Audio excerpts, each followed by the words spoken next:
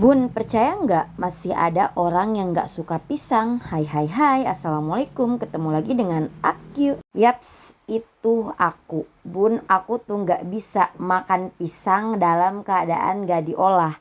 Walaupun sudah matang tapi nggak diolah nggak akan masuk ke mulutku, entah kenapa. Kalaupun diolah nggak semua olahan pisang itu juga aku suka bunda. Jadi sekarang aku mau bikin pisang keju lumer ya bun.